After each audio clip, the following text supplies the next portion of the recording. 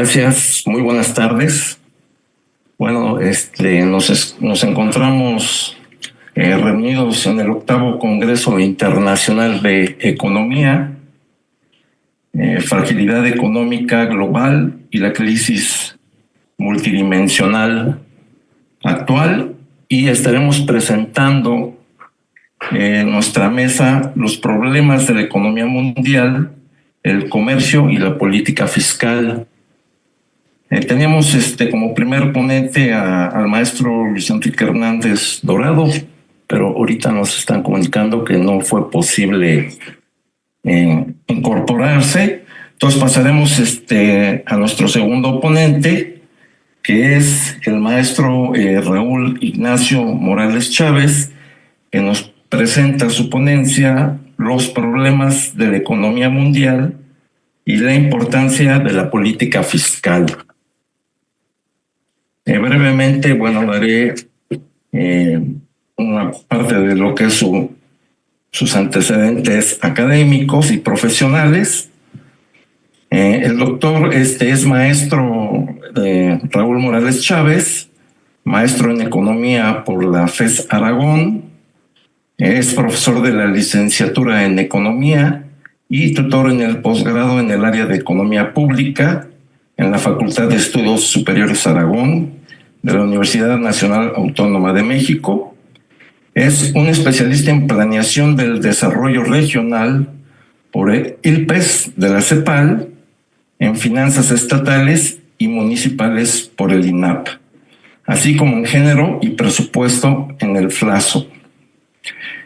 También ha sido estado como colaborador en la Auditoría Superior y en la Administración Financiera de organismos internacionales por el Banco Mundial, y sus áreas de conocimiento son todo lo relativo a las finanzas públicas generales, estatales y municipales, y programas sociales, así como en economía internacional. Entonces, damos paso al maestro Raúl Morales Chávez para que nos haga su ponencia. Adelante, maestro, por favor. Muchas gracias por la presentación. Voy a tratar de compartir mi pantalla.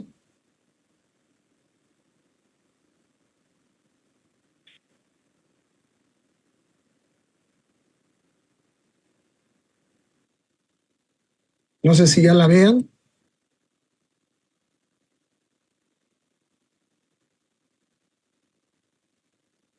¿Ya la ven? Ya, doctor, nada más tendría que ampliar la imagen, por favor.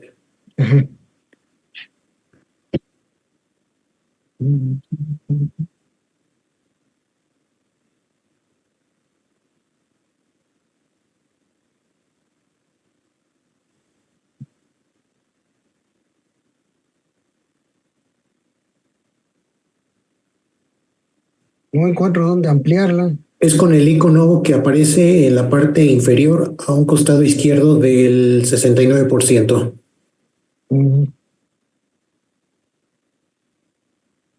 No lo veo. Está pasando el tiempo. Si quiere, entonces de esa manera para que no consuma más tiempo, maestro, por favor. Gracias. Bueno, mi tema va a tratar de establecer los problemas que tiene la economía mundial. Tocaré tres específicamente, ¿sí? El primero tiene que ver concretamente con la guerra que hay comercial y económica que hay entre Estados Unidos y China. Sí. El segundo, son los conflictos bélicos, y el tercero tiene que ver con lo que se le denomina la digitalización. Posteriormente de la crisis 2007 y también después de la crisis del COVID, la importancia de la participación del Estado se incrementó. Se impulsaron cambios en la política económica. Primero con una política fiscal activa y después con una política monetaria no convencional, ¿sí? para que posteriormente, a partir de 2018, se estableciera una política comercial proteccionista, por ejemplo, principalmente en los países más desarrollados, y una amplia política industrial. Nosotros podemos ver aquí, por ejemplo, la respuesta fiscal al COVID, y vamos a ver que los 4 países que establecieron más recursos fue Italia, Japón, Reino Unido y Estados Unidos. Los 2 primeros con más del 40% de su PIB en recursos fiscales. Estados Unidos con un 27.2%, ¿sí? Y el Reino Unido, ¿sí?, aproximadamente con un 32%. Entonces vemos que su respuesta concretamente fue, ¿sí?, desde el punto de vista fiscal, y eso permitió una mayor participación del Estado. Respecto a los conflictos económicos y comerciales, el conflicto surgió cuando China se volvió el principal exportador del mundo. ¿Sí? ¿Sí? Esto se agravó en 2018 cuando Estados Unidos registró el mayor déficit comercial del siglo XXI y que haya tenido, por lo que exigió a China contribuir a reducir esta situación. Si vemos la gráfica, vemos que a partir de 2013 en adelante, Estados Unidos pierde su poderío comercial y ahora, en 2023, el comercio de China es 40% más grande que el de Estados Unidos. Si lo vemos el caso de inversión extranjera, Estados Unidos se ha vuelto el principal receptor de inversión extranjera derivado de su déficit que tiene concretamente su déficit comercial y su déficit de balanza de pago. Entonces ha tenido que requerir concretamente de recibir grandes flujos de recursos para solventar estos problemas que tiene. A excepción de 2011 a 2014, en donde China, por primera vez en la historia, rebasó como receptor de inversión extranjera derivado del proceso de rápido crecimiento que tenía. Y esto se repite en 2020, pero a partir de ahí, Estados Unidos se ha vuelto el principal receptor. ¿Cuál es el problema principal que tiene Estados Unidos? Estados Unidos principalmente, si vemos su industria manufacturera como su participación dentro del PIB se ha desplomado. Realmente de ser la gran fábrica del mundo en los años 50, fue deteriorando su participación hasta 2010, en donde se ubicó en un 8.8%. A partir de las medidas que estableció Trump y después Biden, recuperó, ¿sí?, un poquito más del 10%, ¿sí?, su participación, pero sigue teniendo severos problemas. Desde el punto de vista político, la guerra comercial se estableció cuando el Departamento de Justicia de Estados Unidos, ¿sí?, prohibió a Huawei, ¿sí?, participar dentro de la producción dentro de Estados Unidos, porque estaban diciendo que habían cometido un fraude, ¿sí?, y que habían obstruido la justicia al robar tecnología. También se excluyó a otra empresa china, STE, porque no protegía los derechos de propiedad intelectual de las empresas chinas, de las empresas. Todo esto, indudablemente, y aparte de que en un estudio que hicieron un instituto de Australia, se encontraron que de 44 tecnologías de avanzada, 37 las poseía China. Esto puso una señal de alarma, y vio que era necesaria la participación. Dentro del Estado debía participar con recursos directamente. ¿Qué pasó? Biden mandó a hacer un diagnóstico muy interesante en el cual establece de cuál era el problema, porque ellos habían dicho que principalmente era un problema exógeno y que venía de China. Con este diagnóstico que establecieron se dieron cuenta que no, que el problema era interno, ¿sí?, que la productividad y la capacidad de desarrollo, ¿sí?, estaba deteriorándose pero al interior.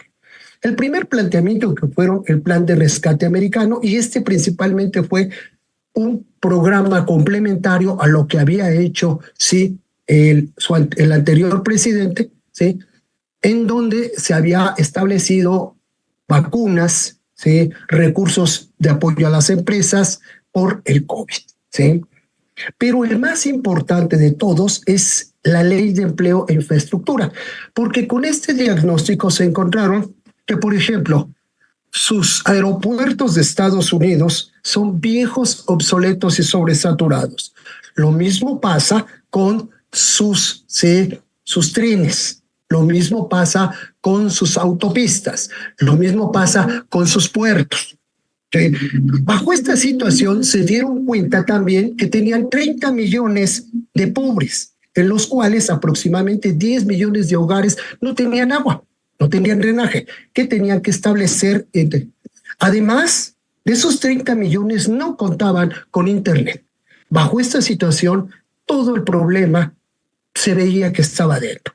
Tenían puentes, carreteras severamente deterioradas. Entonces se establece que la ley del empleo y de la inversión gastar aproximadamente 1.100 millones para concretamente recuperar toda la infraestructura, porque comparativamente con China estaban muy deteriorados. En el caso de los ferrocarriles, tenían ferrocarriles donde 40 años no se le había dado mantenimiento, mientras que China tenía algunos que corrían entre 300 y 500 kilómetros. Entonces, bajo esta situación, los costos, por ejemplo, de sus puertos eran 3 a 4 veces lo que tenían los chinos. Por tanto, su competitividad se había deteriorado desde dentro. El tercer programa que se establece es lo que se le llama la ley Chip y de ciencia. Aquí se dan cuenta que ellos habían confiado demasiado y habían entregado toda su producción para que se las hicieran sus chips en Asia. Ellos vieron hacia adentro y trataron de recuperar a través de recursos concretos, ¿sí?, dirigidos concretamente a recuperar su capacidad productiva de generación de chips. 200.000 millones dirigieron para, ¿sí?, cuando vieron que ellos tecnológicamente estaban muy atrasados con respecto a China, en 37 de las 44 tecnologías más importantes, ellos decidieron inyectar recursos para ponerse a punta lanza y recuperar esa capacidad. Por último, el último programa que fue la ley de reducción, ¿sí?, el de reducción de la inflación, esto tuvo que ver con la recuperación de las energías limpias. Y un problema principal, sí, suena de perogrullo, suena chistoso, pero se dieron cuenta que sus plantas de electricidad de Estados Unidos son viejas y deterioradas a pesar de que son privadas. Por tanto, el costo de la energía es altísimo con respecto, por ejemplo, a China.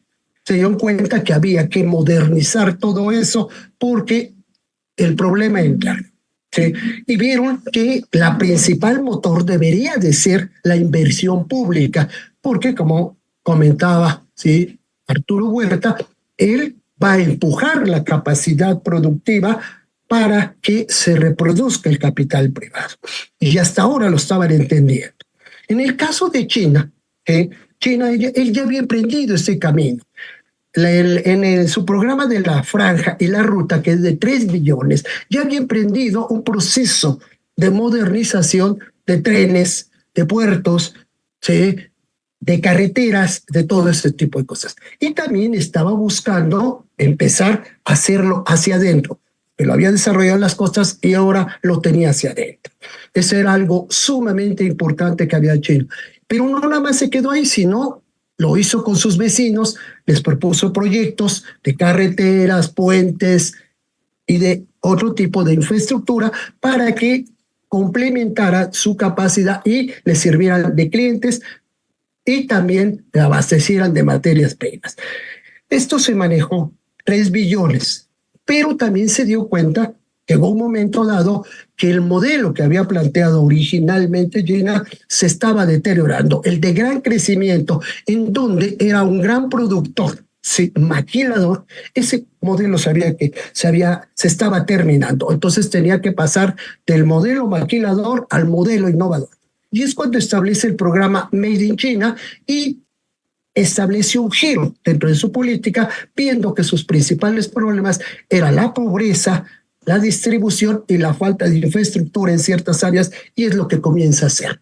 Entonces, como podemos ver, en este problema se actuó directamente, ¿sí?, la participación del Estado a través de una política fiscal activa.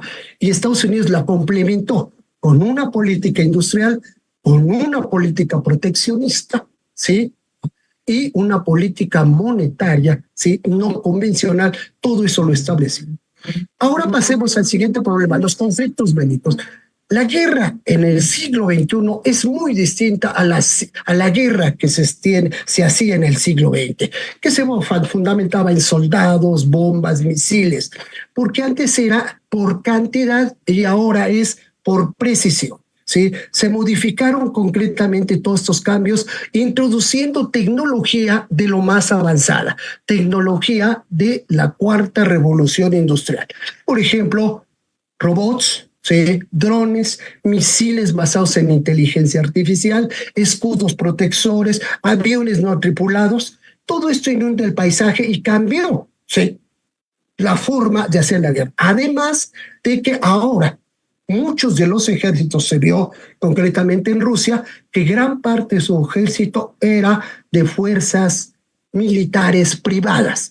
El primero que lo hizo Estados Unidos cuando tomó Irak, tenía 200,000 efectivos, de los cuales 100,000 eran privados, ¿sí? Eran mercenarios, y 100,000 eran de sus propios soldados. Esto había cambiado y esto se ve reflejado en su gasto, en el gasto militar mundial. Si ustedes se dan cuenta, el sector que nunca cayó y que siguió, ¿sí?, produciendo y consumiendo fue el gasto militar. Si ustedes ven, en 2020 no cae el gasto militar, sino por el contrario, se incrementa. Con la guerra se incrementa en un 20% más el gasto, principalmente por parte de Rusia, ¿sí?, por parte de Ucrania y por parte de los europeos. Entonces, aquí se da una situación importante. Este sector es un sector de 2 billones que nunca paró y que siguió manteniéndose, y estos son básicamente recursos fiscales, ¿sí? Ahora, los rápidos avances de China, ¿sí?, en todos los aspectos, ¿sí?, militares, misiles supersónicos, misiles antitanque, ¿sí?, inversiones en inteligencia artificial, armas de inteligencia artificial, sobre todo armas de alta precisión, ¿sí? Se dio cuenta Estados Unidos que no estaba al nivel de China. Entonces, ¿qué tuvo que hacer? Vemos aquí la tabla donde Estados Unidos se vuelve el principal, ¿sí?, consumidor, ¿sí?, y productor de armamento de primera generación. Pero no nada más él, porque los otros países, ¿sí?, como son los europeos y diferentes, hasta nosotros, como México, estamos modernizando nuestros ejércitos a través de todo este tipo de armas de alta tecnología militar, con inteligencia artificial. Por ejemplo, antes nunca se había oído de un escudo, ¿sí?, con inteligencia artificial como el que usa Israel en la guerra con Hamas, ¿sí? Le han tirado aproximadamente 4 o 5,000 misiles, y de los cuales muy poco han tocado gracias a este funcionamiento. Por último, tocaré el problema de la digitalización. Tenemos una digitalización desigual en el mundo. La digitalización es un aspecto que ha cambiado, ¿sí?, porque la introducción de nuevas tecnologías a estos sectores ha generado unas nuevas formas de comunicación, de ahorro, de inversión, de realizar pagos, ¿sí?, y en todos los sentidos. Estas nuevas tecnologías digitales han transformado las comunicaciones, los negocios, la salud, la educación, las finanzas y otras áreas. Sin embargo, se encuentra un problema básico y principal: la brecha digital. Hay una brecha digital entre países, negocios e individuos, y esto se está agravando cada vez más. Los hospitales, las escuelas, los gobiernos, las empresas actualmente no pueden funcionar si no se tienen herramientas digitales. Y la diferencia entre el crecimiento que se tiene entre una y otra, entre los países desarrollados y los países en vía de desarrollo, cada vez se va ampliando más. Por ejemplo, el Internet. En 2022, más del 90% de los habitantes de los países de alto ingreso estaban conectados. Y en cambio, los de ingreso bajo, solamente el 26%. En el tráfico de datos, por ejemplo, la banda ancha móvil, ¿sí? Aproximadamente los países ricos tenían 20 veces más la utilización de la banda ancha, o sea, 1.700 veces más alto que en las naciones de ingreso más bajo. En el caso de los pagos digitales, también se había dado un repunto, pero más rápido en los países desarrollados, que eran de un 60 y 70% mucho más alto que en el resto de los países de bajos ingresos. En la digitalización de las empresas, mientras que en los países de ingreso alto las compañías siguen incorporando soluciones digitales para agilizar sus procesos, en 1922 muchas firmas de los países de ingreso bajo y mediano carecían de computadoras o de conexión a Internet, en particular las pymes de todos estos países. Entre los servicios de tecnología de información, no se diga, esto se ha abierto cada vez, porque el 70% del desarrollo de software y de consultoría tecnológica lo desarrollan solamente 6 países. Estados Unidos, China, India, Japón, Alemania y Reino Unido representan el 70% de este desarrollo. Si vemos la exportación de servicios digitales, el problema se vuelve todavía más complicado, porque en los países de ingreso alto, aunque el crecimiento se produjo más rápidamente en Asia Oriental y el Pacífico, pero aún con eso, sí, el valor es 17 veces más alto entre 2000 y 2007 en los países desarrollados, y en gran medida China e India van a la cabeza en ese sentido. En las empresas digitales de los países de ingreso bajo y mediano están cobrando impulso derivado a que recibieron financiamiento de capital de riesgo, pero no todos los países. No es el caso del nuestro, sino sobre todo en los países asiáticos. En lo que respecta a la infraestructura de datos, los países de ingreso alto representan el 60% de los puntos de intercambio de Internet, más sin en cambio, en Oriente Medio y en África es 2 y el 7%. ¿Sí? En lo que se refiere a la identificación de las finanzas, más de 5,000 millones de personas no pueden acceder a transacciones y servicios digitales seguros, entre ellos nosotros. Ahora, en el caso de la inteligencia artificial, esta ha crecido en forma exponencialmente, pero principalmente concentrada en los países desarrollados, los cuales ya tienen empresas automatizadas y nada más pueden dar el paso siguiente y llegar a empresas inteligentes. Y esto se ha visto en educación, en transporte, sostenibilidad y demás. Por esta tendencia ha llevado... Maestro, un minuto más, por favor. Sí, ya termino. La monopolización, esto ha llevado a una monopolización de las tecnologías en unas cuantas empresas y en unos cuantos países, lo que se está generando una concentración de estas innovaciones en unos cuantos lugares y en unos cuantos países. Estos son los recursos, algunos de los recursos de inversión en digitalización. Por ejemplo, la inversión en telecomunicaciones, que principalmente se ha desarrollado en los países desarrollados. Han usado 3 esquemas distintos. Un concentrado, en donde se han centralizado los recursos, principalmente en China, en donde hay una planificación de cómo llevar a cabo esta situación. Ese es un esquema. El otro esquema es el norteamericano, en donde son inyecciones de empresas privadas y hay un desorden porque no hay un acuerdo. Hasta la ley CHIPS se está tratando de establecer esto.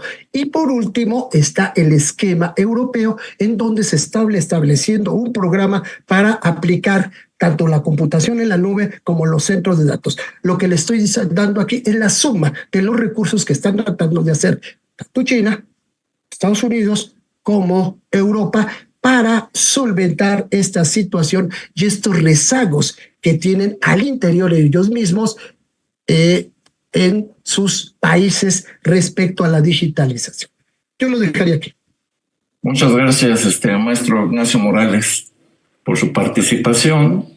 Y pasaríamos a la siguiente ponencia con el título El sector agroalimentario mexicano, y el TEMEC.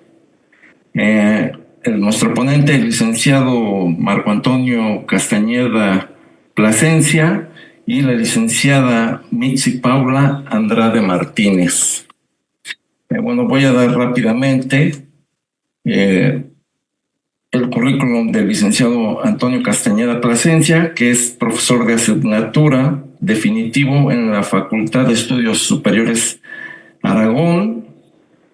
También es profesor no definitivo y tiene una experiencia de 22 años como profesor docente, así como diversas tesis asesoradas en la misma. Maestro, por favor, si quiere tomar la palabra, adelante. Buenas tardes a todos. Pues primeramente, pues gracias por la invitación y aquí estamos listos a presentar la ponencia. Solamente cambiaré un poquito el orden. Primeramente empezaría la licenciada Andrade y después continúo yo. Por favor, maestro. Adelante, licenciada Mitzi. Buenas tardes. Agradezco también por la invitación a este congreso. Y bueno, voy a iniciar con el sector agroalimentario mexicano y el Tratado México, Estados Unidos, Canadá. Voy a compartir la presentación.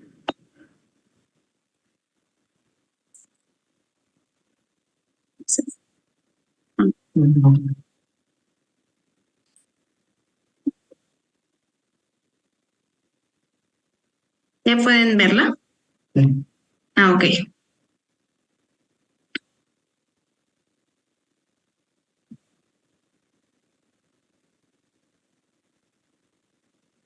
Bueno, primeramente vamos a hablar sobre los cambios por la incorporación de México en el Tratado de Libre Comercio, que fue en 1994 hasta 2020. Este tratado ayudó a la generación de una mayor competitividad, afrontar el abasto del mercado interno y la demanda de mercancías hacia Estados Unidos.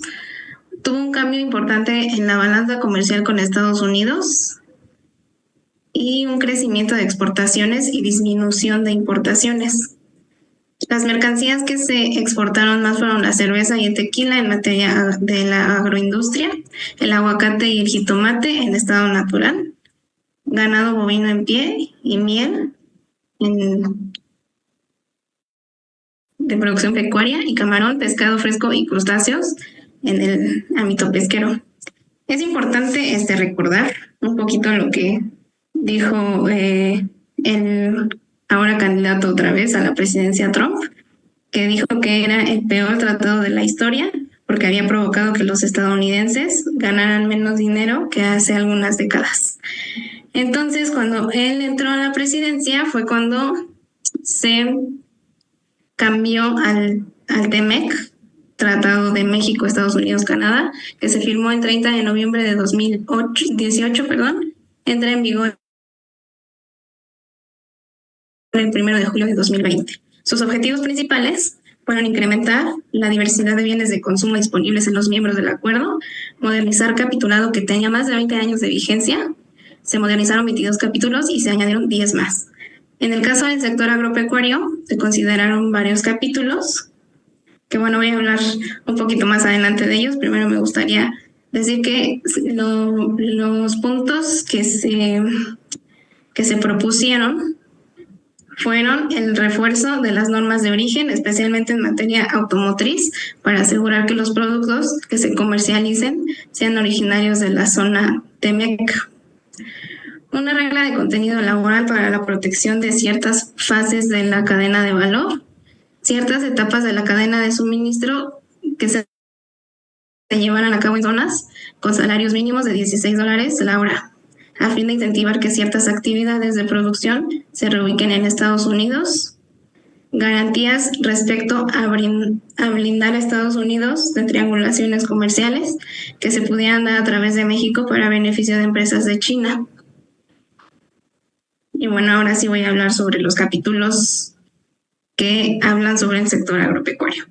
El primer capítulo es el capítulo 3, que habla sobre la agricultura En este se pretende promover el comercio de productos agrícolas en la región, establece disciplinas modernas que fortalecen la transparencia y la cooperación entre nuestros países, mantiene el tratamiento de libre arancel para los productos originarios de la región. Se reafirma el compromiso de eliminar los subsidios a las exportaciones agrícolas, se determinan áreas de colaboración y consultas de temas tales como competencia a las exportaciones, apoyos internos y otras medidas relacionadas con el comercio agrícola. Establece un comité agrícola para dar seguimiento a la implementación de los compromisos asumidos y se incluye una sección con disposiciones que aseguran una mayor transparencia y cooperación en ciertas actividades relacionadas con la biotecnología agrícola. El siguiente capítulo es el 5, que habla sobre los procedimientos aduaneros relacionados con el origen de las mercancías. Las disposiciones básicas son las reglas de origen, productos originarios, valor de contenido regional y certificación de origen. Esto beneficiará la transparencia y claridad en las reglas de origen, facilitará la comercialización de los productos, incrementará la competitividad de productores y empresas y protegerá la industria y productores regionales. El siguiente capítulo es el 9, que habla sobre las medidas sanitarias y fitosanitarias. Este tiene como propósito dar certeza a la protección de la vida y salud de personas, animales y vegetales. Incorporar disposiciones que favorezcan la resolución de controversias en caso de incumplimiento, evitar la presencia de todo tipo de plagas y o enfermedades que amenacen o pongan en riesgo la vida y salud de personas, animales y plantas al interior de nuestro país. Tener conocimiento de zonas libres de plagas y enfermedades. El siguiente capítulo es el número 24, que habla sobre el medio ambiente. El propósito general de este capítulo es la modernización y mejoramiento en la efectividad de la cooperación ambiental, que fortalezca la política comercial y ambiental y se promueva la protección del medio ambiente.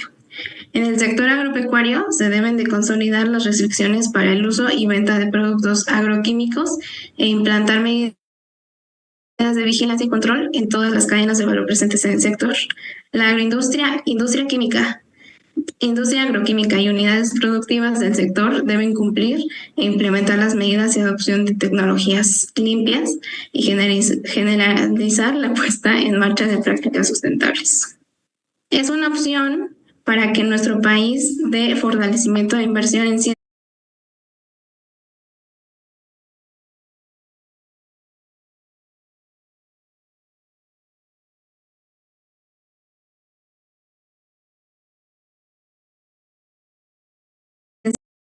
y tecnología dedicada al combate de la problemática ambiental.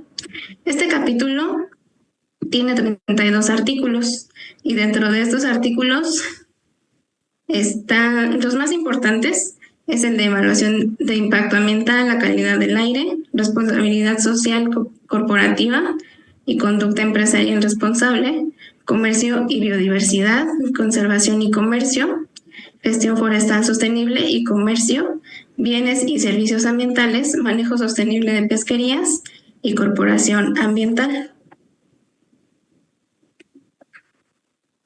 Y listo. Ahora cedo la palabra al licenciado Marco Antonio.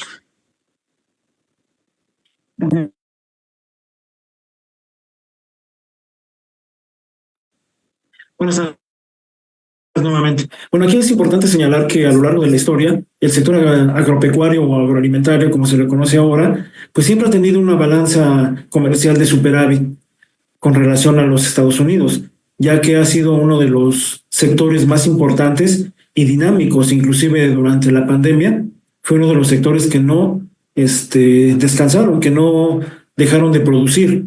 Inclusive se decía que se esperaba hubiera escasez de alimentos. En el caso de nuestro país no fue así. Y obviamente aquí encontramos algunas cifras en esta tabla que está ahorita a la vista y nos dicen que es el 10º año consecutivo, el 2024 hasta el mes de agosto, ¿sí? Donde la balanza comercial agropecuaria y agroindustrial tiene un superávit de $6,511 millones. ¿Sí? Dice, es el tercer mayor saldo positivo en 30 años desde 1995, es decir, de la entrada en vigor del Tratado de Libre Comercio. Y obviamente, derivado de esta cantidad, es 37.376 millones de dólares y de 30.865 millones de dólares en importaciones. Ahí es donde encontramos esta diferencia, ¿no? En la balanza comercial. En los 8 meses que van de este año, el saldo es muy positivo, ya que aumentó 487 millones de dólares, es decir, un 8.1%, en comparación al mismo periodo del año anterior. Esto debido al mayor aumento de exportaciones. Aquí es importante señalar que en el caso de las exportaciones, siempre son los productos agroindustriales los que mayor cantidad son exportados hacia los Estados Unidos. Aquí en estas tablas que ustedes están observando, pues vemos la parte agroindustrial, la parte agrícola, la parte pecuaria y la parte pesquera. Como pueden ustedes observar, es la agroindustria o los productos con un valor agregado o una cadena de valor más amplia, las que van dejando o van creciendo de manera exponencial.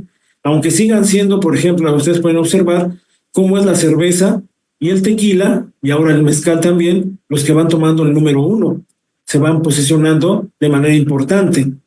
En la parte agrícola, pues vamos a encontrar pues el clásico aguacate y el jitomate, que son los grandes productos que México ofrece a los Estados Unidos, independientemente del resto, y que son los, digamos, productos estrella en la parte de la exportación. Y ahorita, sobre todo en esta parte de fin de año y al principio del próximo, en eventos como el Supertazón, que se jugará en febrero, pues ahí vamos a encontrar la enorme cantidad de aguacate que importan los Estados Unidos para satisfacer esa demanda, sobre todo en ese periodo. En la parte pecuaria es interesante señalar que, si bien es cierto, México durante muchos años fue un gran productor de animales de pie de cría y eran enviados hacia los Estados Unidos, si nos retrocedemos un poquito en la historia ya por los años 50, cuando el surgimiento de la fiebre aftosa, y que en México obviamente no se tenía el desarrollo tecnológico y sanitario para llevar a cabo un control de los animales, en aquellos años fueron sacrificados casi el 90% del hato ganadero, con el famoso programa que se llamaba el rifle sanitario, lo cual disminuyó casi en un 90% la población de bovinos en nuestro país, de la cual pues jamás se ha podido recuperar. Y en el caso de los Estados Unidos, este intercambio simplemente es de animales en pie de cría que pasan hacia los Estados Unidos. No se exporta carne de res. En este caso es solamente animales en pie. Y en el caso de la miel, que en los últimos años ha estado subiendo de manera importante por todas estas nuevas formas que se tienen de hábitos alimenticios. En la balanza comercial, en el cuadro siguiente, como pueden ustedes observar también, ahí nos muestran pues la parte agroindustrial, ¿no? Sigue siendo uno de los grandes elementos que hacen que se realiza el intercambio con los Estados Unidos. No olvidemos que también con la pandemia favoreció mucho al consumo de productos agroindustriales. El cierre de restaurantes, el cierre de algunos locales comerciales, tanto en nuestro país como en el resto del mundo, y en este caso en los Estados Unidos, favorecieron el crecimiento del sector agroindustrial, puesto que mucha gente que nunca había consumido productos enlatados, envasados, curados, sazonados, empezó a consumirlos por la ausencia de los mercados de productos en estado natural. Y eso ha incrementado de manera importante al sector, en este caso, al gran sector agroindustrial de nuestro país. Aquí en esta tabla también podemos ver cómo vamos a encontrar los cultivos de mayor venta en el extranjero, en este caso, que contribuyen al saldo positivo en este superávit. Por un lado, el aguacate, el jitomate, el pimiento, que son esos grandes productos que generan una buena cantidad de dólares para nuestra nación, ¿no? El intercambio de divisas. En la otra, las exportaciones que mayor valor aportan, pues ahí encontramos productos que son agroindustriales, como hemos venido platicando. El número 1, hasta la fecha, sigue siendo la cerveza, y solamente tiene pues prácticamente a la mitad la competencia con el tequila y el mezcal. Por eso es importante considerar, hay un producto muy interesante que es el caso de la panadería. No olvidemos que nosotros tenemos en México, o bueno, se tiene en México, a la empresa más importante a nivel mundial de producción de pan de caja, que es Bimbo, que es un monstruo a nivel internacional.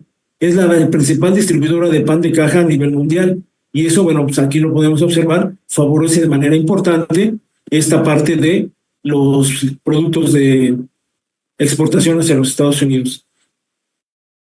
Los dulces, el cacao, las frutas y así muchos otros productos que siguen estando en la mesa de debate, porque inclusive hay muchos que se han ido cambiando la legislación, las normas oficiales mexicanas, para tener mayor competitividad con los productos internacionales. Aquí me gustaría señalar un caso que se dio hace aproximadamente 8 años, si no mal recuerdo, cuando se hizo un estudio ya en los Estados Unidos y no permitieron el paso de las famosas jicaritas de barro con pulpa de tamarindo.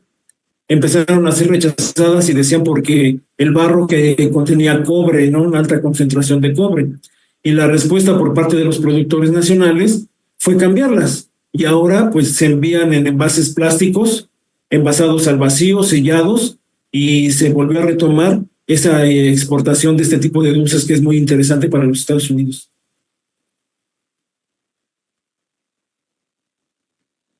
Un punto importante ahorita, ¿no? Tenemos que considerar, ¿no? El TEMEC y las elecciones presidenciales de los Estados Unidos. ¿Por qué? Porque ambos candidatos han tenido, a lo largo de estos últimos años, de la existencia del TEMEC, de estos 6 años, pues ciertas, llamémosle, posiciones negativas en contra del Tratado de Libre Comercio. Por un lado, la señora Harris, en su momento como senadora, pues votó a favor de la desaparición del Tratado de Libre Comercio América del Norte y cuestionó mucho y también estuvo en contra del surgimiento del TEMEC. Principalmente, decía ella, o mencionaba su argumento más válido, era la parte ambiental, que mientras en los Estados Unidos, a nivel y en el resto del mundo, se pide que ya todos los productos, que todos los alimentos sean generados con energías limpias o energías verdes. Y México, pues todavía sigue manteniendo el consumo o el alto consumo de energías fósiles. Eso se ha venido cuestionando mucho y en aquel momento fue uno de sus argumentos por los cuales ella decía que no estaba a favor ni de uno ni del otro. En el caso de Trump, pues sabemos cuál es su postura, muy clara. Hace un momento comentaba la licenciada Andrade, pues aquella famosa declaración que hizo allá en Arizona, me parece, no me recuerdo, cuando dijo que era el peor tratado, que históricamente era el peor tratado que habían firmado los Estados Unidos y que había que dar un cambio. ¿Fue o bastó esa frase o esa declaración para que empezara a trabajarse una nueva propuesta? Entonces creo que en este sentido, pues para los Estados Unidos y la relación con nuestro país, pues cualquiera de los dos candidatos que se conviertan en presidentes, pues tendrá mucha relevancia negativa, me atrevería yo a decirlo, en sus posturas hacia lo que tiene que ver con el tratado del TEMEC en estos momentos, sobre todo en la parte que ellos mencionan. Por un lado, la candidata Harris en la parte medioambiental y en el caso de la política proteccionista que siempre ha tenido Trump hacia nuestro país. Sin embargo, aquí sí también me gustaría señalar esta notita que encontramos por ahí hace unas semanas, en donde algo que nunca se pensó que pudiera suceder era que el Departamento de Agricultura de los Estados Unidos, el USDA, anunció que dejaría en manos de la Secretaría de la SADER, la revisión y supervisión de las fincas o de los ranchos o de los lugares donde se explota el aguacate, algo que nunca había sucedido y que siempre se había cuestionado que por qué no se permitía que México hiciera las certificaciones. Ahora se va a permitir mediante el SENACICA, que es el Servicio Nacional de Sanidad, Inocuidad y Calidad Agroalimentaria, quien empezará a hacer la certificación. Aquí también es interesante una pregunta, ¿no? ¿Cuál sería el motivo, la razón? no olvidemos que hace un año, bueno, más bien a principios de este año, hace rato que mencionábamos lo de el alto consumo de aguacate en el periodo del supertazón, salió una nota importante, si no recuerdo fue a finales de enero de este mismo año, en donde decía que había detenido Estados Unidos la importación de aguacate por una llamada que recibió uno de sus certificadores, en este caso en México, por parte del crimen organizado, solicitando que se les dieran los permisos para exportar hacia los Estados Unidos un aguacate que ellos tenían. El uso del teléfono oficial, porque a los certificadores que pertenecen a la USDA en México traen sus teléfonos oficiales, aunque son mexicanos, están contratados por este departamento, y se detuvo de manera inmediata la importación de aguacate, porque dijeron que no iban a poner en riesgo a nadie de su personal en esta situación. Entonces aquí la pregunta, que a veces queda así como que en el aire, ¿es realmente una buena voluntad por parte de los Estados Unidos, en este caso del Departamento de Agricultura, o es el resultado de una protección hacia sus propios trabajadores? Y obviamente, Doctor, al ser disculpe, un minuto por la Secretaría, en este terminar. caso por Senacica, pues ya sería totalmente responsabilidad del gobierno mexicano este tipo de importaciones.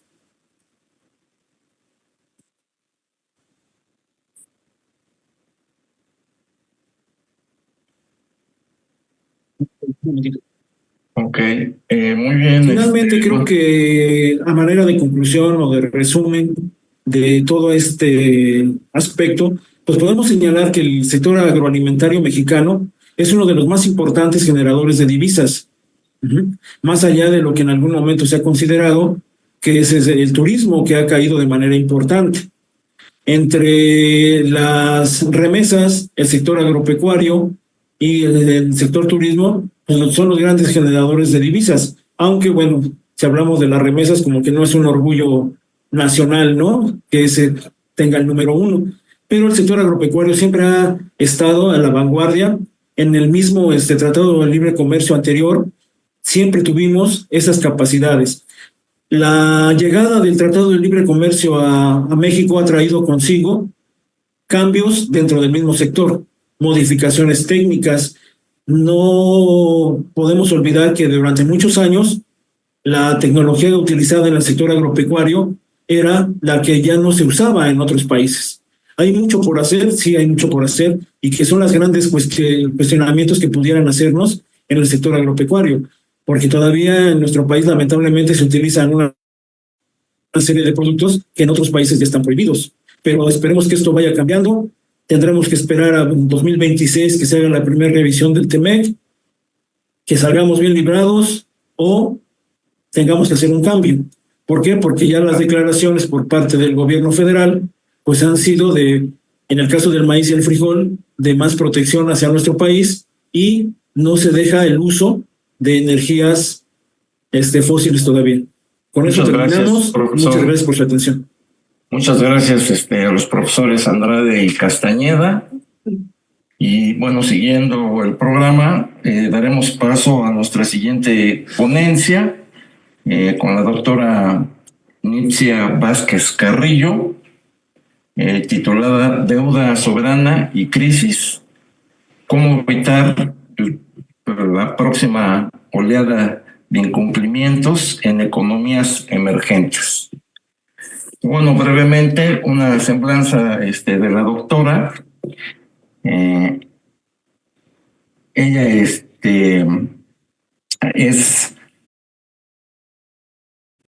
ha estado haciendo sus estudios en economía en la universidad, con estancia académica en la Universidad de Alcalá de Henares. Es profesora asociada C de tiempo completo, tutora de la maestría y del doctorado en el programa de posgrado en economía, y tiene participaciones académicas en distintos cursos, tanto a nivel nacional como internacional, y publicaciones en líneas de investigación, tanto en desarrollo financiero, inclusión financiera, finanzas públicas, entre otras. Entonces damos la bienvenida a la doctora y adelante, por favor. Gracias, buenas tardes. Pues felicitarlos en primera instancia por este ya 8º Congreso Internacional de Economía, Fragilidad Económica Global y la Crisis Multidimensional. Siempre celebro pues el que se hagan estos foros y que nos permitan discutir y compartir parte de nuestros trabajos. Agradezco la oportunidad de estar aquí y pues lo que pretendo dar a conocer pues para mí es un tema crucial en torno a las economías emergentes, la deuda soberana y la posibilidad ya algunas entidades, organismos financieros internacionales se preocupan por una posible nueva oleada de incumplimientos en caso de que se presentara en el contexto global internacional una cuestión coyuntural exacerbada que pues incrementen los factores de vulnerabilidad que estamos detectando, sobre todo en economías emergentes. En este sentido, pues el objetivo general es precisamente proporcionar una visión detallada de los riesgos tanto económicos como financieros que se enfrentan en esta relación de la deuda soberana respecto del PIB y ver si tenemos a la mano algunas posibilidades que permitan fortalecer la resiliencia financiera y evitar futuros incumplimientos. Primero abordaré un poco lo que tenemos como contexto actual. En este momento, pues, se anticipa, digamos, un crecimiento mundial que para 2024, pues, termine, pues, en promedio más o menos como en un 2.6%, y que aumente un poquito, 2.8 hasta 3% en el bienio 2025-2026. Sin embargo, esta cifra en realidad es inferior al promedio de la década pre-pandemia. Y bueno, pues eso implica que además un conjunto de países que son los que nos interesan, emergentes, donde ya están representando el 80% de la población mundial y que pues su PIB va a seguir creciendo, sin embargo, en representación del mundo, pero pues aparentemente hasta el momento en un ritmo más lento que en el de la década anterior. En este sentido,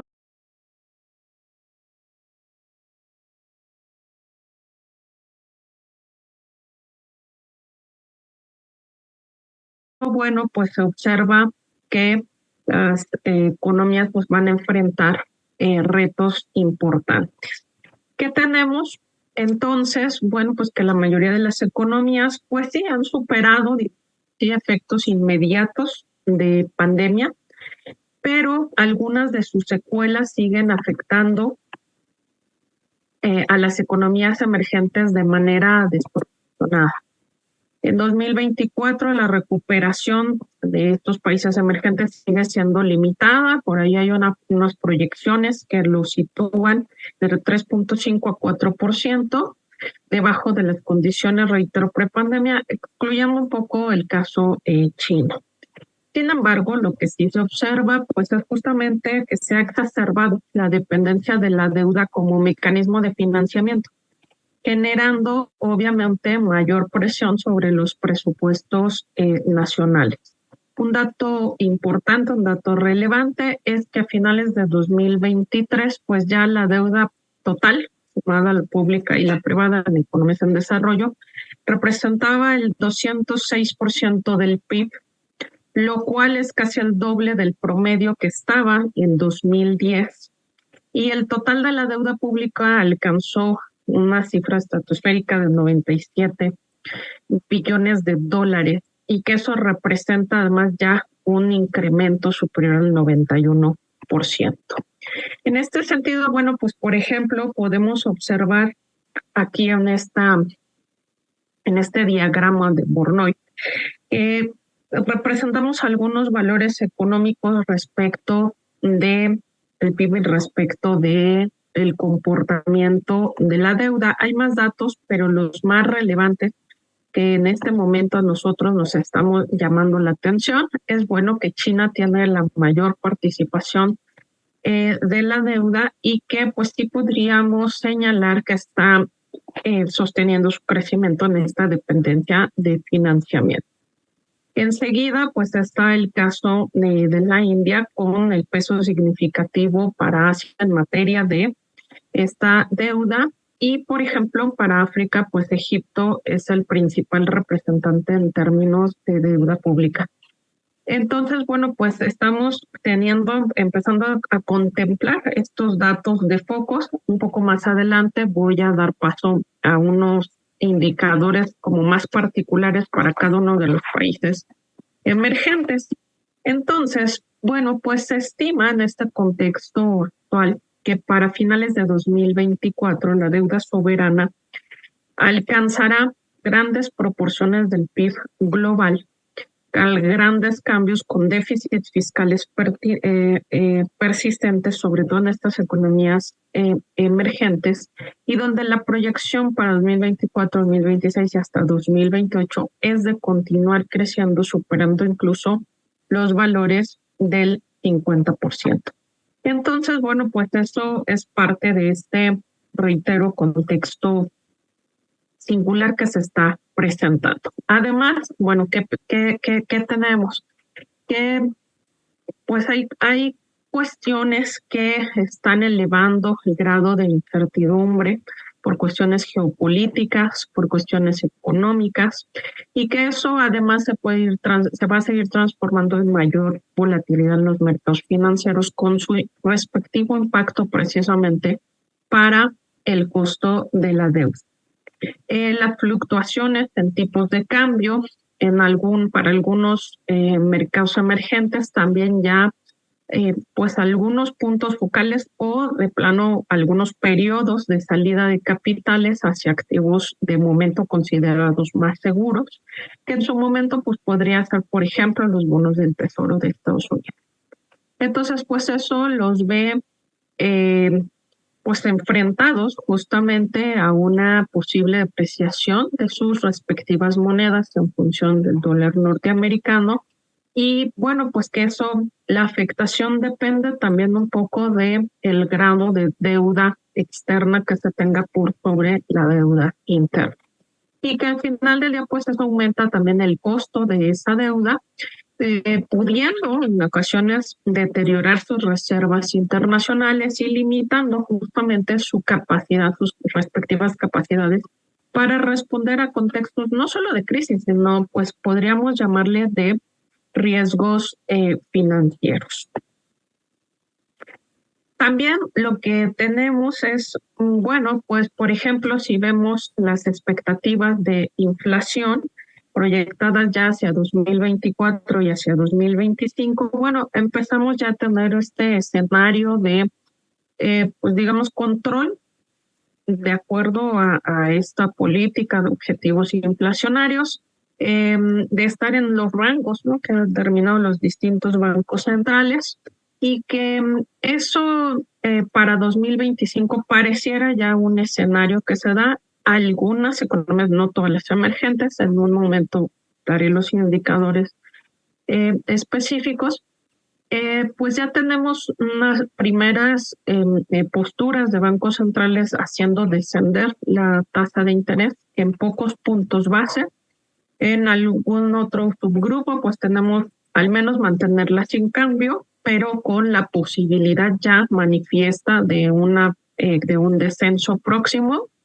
Y enseguida, Farmas, que sí lo tenemos en descenso, acorde a estas justamente expectativas de la inflación. ¿Y por qué eso es relevante? Bueno, porque precisamente ante eso, pues hubo una subida de tasas de interés y esta persistencia de esas altas tasas, pues lo que aumenta es justo esos costos de financiamiento, en donde si de alguna manera algunos de esos países están sosteniendo su incluso raquíticos crecimientos, pero de eso se basan, pues entonces el costo de la deuda se incrementa, y para algunos países ya tenemos que representar 1/3 o 2/3 de los ingresos públicos, lo que se puede convertir bueno, de hecho es una intensificación, diríamos, del riesgo justamente de incumplimiento. Ahora, el riesgo como esa posibilidad, ¿no?, que se presente, pues no significa o no estamos señalando un escenario catastrófico en el que vayamos a entrar a un contexto de crisis por deuda, sino que tenemos que seguir vigilando y sobre todo pensando en, bueno, ¿y esa deuda para qué se está utilizando? ¿En qué se está utilizando? Y si realmente esa deuda se está negociando con características que le permitan a las economías crecer a partir del desarrollo de inversión, de infraestructura, etcétera, o es una estrategia más, por ejemplo, de cambio de plazos, en donde nada más estamos intercambiando cierto plazo por otros. Entonces, bueno, pues todo esto es parte de ese contexto actual. En materia, bueno, pues de cada una de estas economías puse el grupo de países en donde en cada cuadrito, bueno, pues lo que vamos a tener es porcentaje por país de deuda gubernamental. Estos son cifras en materia de deuda a 2023, en materia de inflación y crecimiento, bueno, pues más o menos a junio a septiembre de este año, y la tasa de interés, pues más o menos en estos rangos, dependiendo de las respectivas tomas de decisiones de los bancos centrales. Y entonces, bueno, pues lo que vamos a tener en principio, el primer indicador como porcentaje, la deuda gubernamental como porcentaje del PIB, enseguida o el más y enseguida otro numerito es el porcentaje de la deuda privada en términos del PIB, en donde si ustedes observan, bueno, pues por ejemplo Brasil, India, China, pues tienen amplitud del uso de la deuda, lo que se reiteraba de las láminas previas. La parte de la inflación, que bueno, aquí habría que acotarla además en términos de cuál es el nivel más o menos los límites, ¿no?, sobre todo máximos impuestos por los distintos bancos centrales. Prácticamente estamos en algunos llegando a los límites todavía sobrepasados en los límites superiores, pero pues ya marca un margen tendiente, digamos, a una evolución descendiente. Enseguida, pues, se nos presenta el porcentaje en términos anuales, el crecimiento del PIB, o la variación porcentual del PIB. En la mayoría de los países tenemos los datos ya para septiembre de este año respecto del previo. Sin embargo, pues un par de países como India y Sudáfrica, pues en realidad es a junio. Y finalmente las tasas de interés, donde en algunos les puse un más y en otros es menos, porque es la tendencia que hubo. Es decir, si pongo más es porque hubo una 10.75 para Brasil, en donde hubo un aumento todavía de 25 puntos base hace apenas casi un mes. Rusia, un 21%, que igual hubo un ascenso desde el 19%, o India, que no hubo modificación, China 3.1% con un cambio, una pequeña variación a la baja, Sudáfrica lo mismo. Y en el caso de este grupo de países, también considerados emergentes, Egipto, Etiopía, Irán y Emiratos Árabes Unidos, bueno, si no tenemos signo es que no hubo movimiento.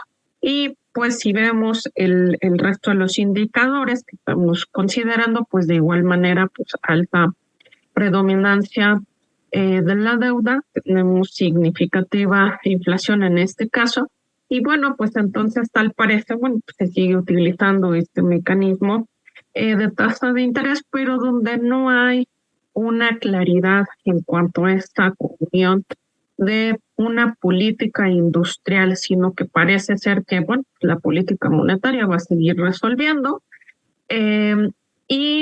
pues no nos preocupemos, ahorita necesitamos recursos y después vemos cómo los pagamos. Sigue siendo parte del contexto. Entonces, bueno, pues en suma, digamos, podemos tener o podemos resumir parte de los factores de vulnerabilidad, y uno de ellos, y muy importante, es, bueno, pues la emisión de deuda en divisas extranjeras. Ya por ahí desde más temprano en la conferencia del doctor Huerta nos decía, bueno, pues es que algo pertinente sería empezar a endeudarnos en cada una de nuestras monedas deuda, interna. Y es que resulta así ser un factor crítico de vulnerabilidad para las economías emergentes. ¿Y por qué? Porque las expone justo al riesgo cambiario. Luego, pues considerar, ¿no? Esta realidad en donde las economías emergentes han tenido un crecimiento económico, pues desigual, muchas veces limitado, y donde no se observa, o sea, esa planeación entre la capacidad para generar ingresos suficientes para pagar esa deuda y que esos ingresos, esa deuda se está no para financiar el déficit que ya se trae, sino para generar, o sea, por mayor producto, mayor inversión. En ese sentido, bueno, pues los hace sumamente expuestos, los expone a toda esta inestabilidad. Ahora, en un marco donde pudiera darse algún evento coyuntural de otras economías que reduce incluso la liquidez en los mercados financieros internacionales, en un contexto de nuevo escenario, aunque sea de corto plazo, de subidas de tasa de interés, bueno, pues entonces deja mayormente expuesto a la vulnerabilidad económica en ese sentido a las economías. Y bueno, esto pues se trata de un trabajo, un artículo por cuestiones de tiempo y de la presentación, pues muchas veces uno tiene que resumir y presentar lo principal, donde se ha trabajado ya está presentado, digamos, a una revista, pues entendemos que está aceptado, pero todavía no está publicado. Esperemos que próximamente salga. Y parte de este artículo, o la parte fundamental, es un poco esto de, bueno, ¿y qué podríamos hacer, no? ¿Qué estrategias, qué escenarios viables se podrían tener para evitar que en contextos de mayor volatilidad, mayor incertidumbre o algo coyuntural que nos esté afectando, pues mitigar un poco estos riesgos de presentar impagos de manera generalizada en un grupo de países?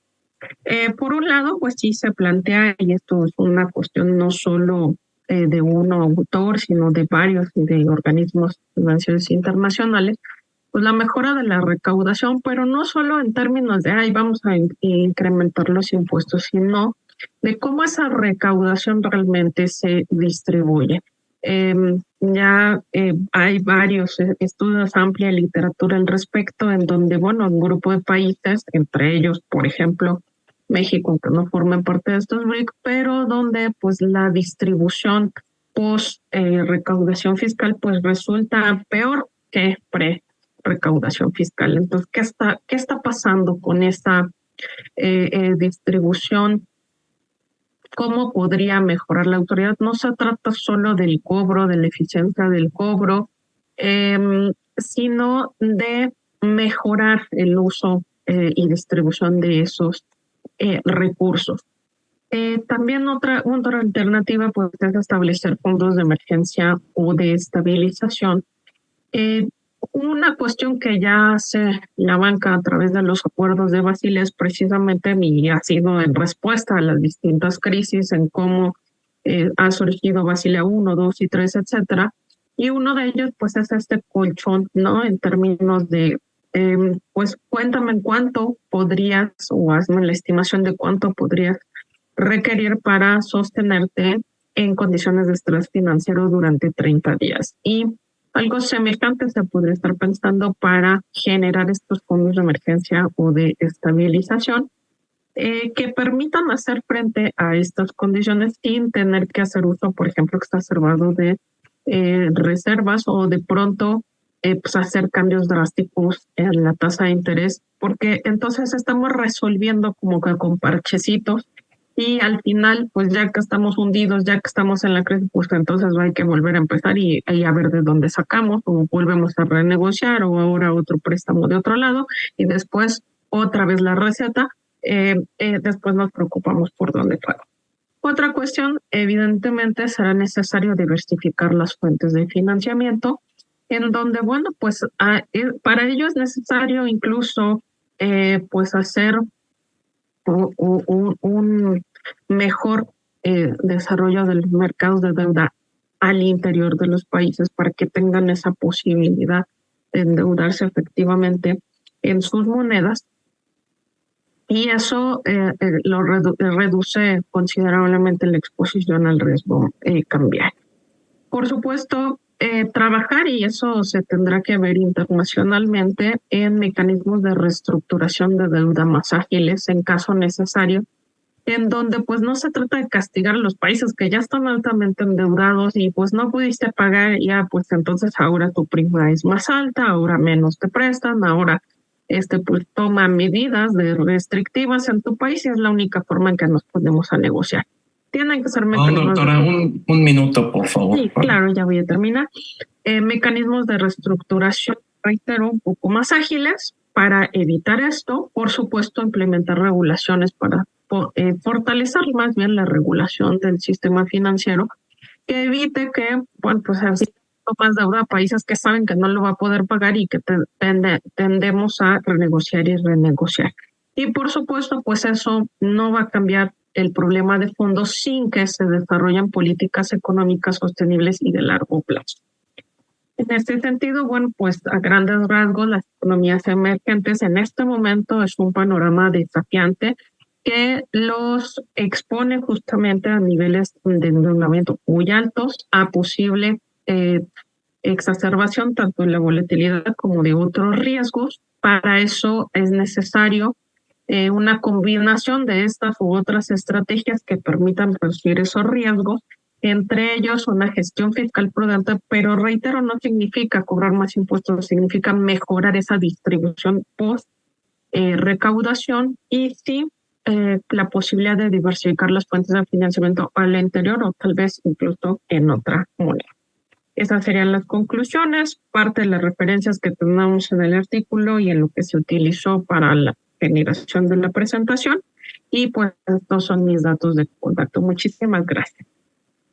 Muchísimas gracias, doctora. Y bueno, pues quiero agradecer a nuestros ponentes de la mesa su valiosa e importante intervención y bueno, pues donde retomando un poquito sus ponencias podríamos resumir algunos aspectos de relevancia que se tocaron, como en el caso de la ponencia del maestro Morales, el aspecto sobre el caso de la cuestión de la actualización tecnológica, de la innovación, en el aspecto militar y el impacto que puede causar dentro del aspecto fiscal y el aspecto económico.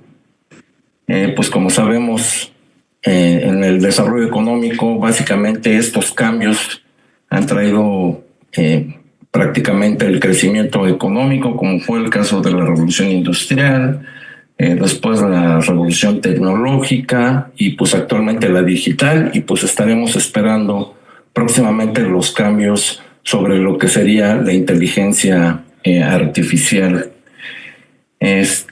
Por otro lado, sobre la ponencia de el maestro Castañeda y la maestra Andrade sobre la polémica actual en el TEMEC, pues hicieron una relevancia importante. Yo quisiera hacer la relevancia que ha tenido durante los últimos días en el aspecto electoral, ciertamente, como bien lo comentan, y pues donde quedaría hacer el cuestionamiento sobre el papel que tiene este plan, este proyecto del TEMEC en el sentido de que si están cumpliendo realmente con los objetivos o se esté usando como un instrumento de presión electoral actualmente, ¿verdad? Y por último, pues nuestra ponencia de la doctora Vázquez, la importancia que tiene las perspectivas de la deuda tanto pública como privadas, así como la volatilidad de los mercados financieros globales en el contexto actual de la economía global.